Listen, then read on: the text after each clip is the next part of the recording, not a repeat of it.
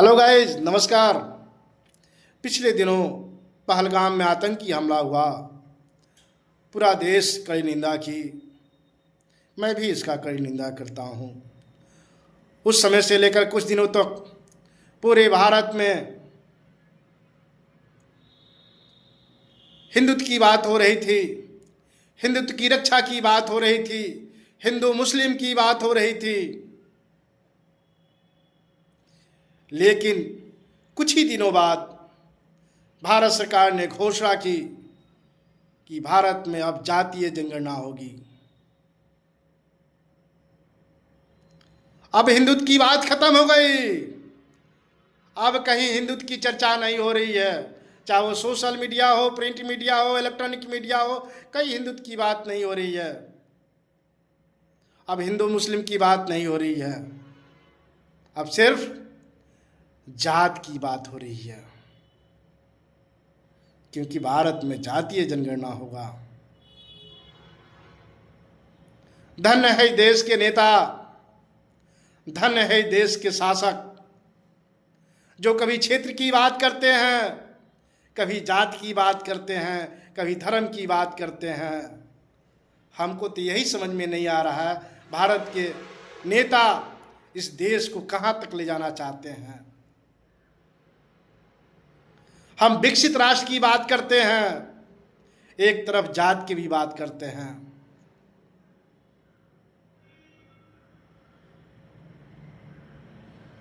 मित्रों, मैं आप सभी से हाथ जोड़कर निवेदन करता हूं कि आप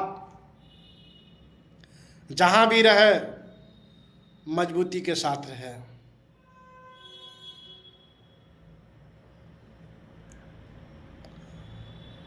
आप सामंजस्य बना के रहे, आपसी भाईचारा बना के रहे। ना आपको जाना ना हमको जाना है, रहना इसी देश में है। तो मित्रों, नेता का कोई अपना धर्म नहीं होता, नेता का अपना कोई जात नहीं होता।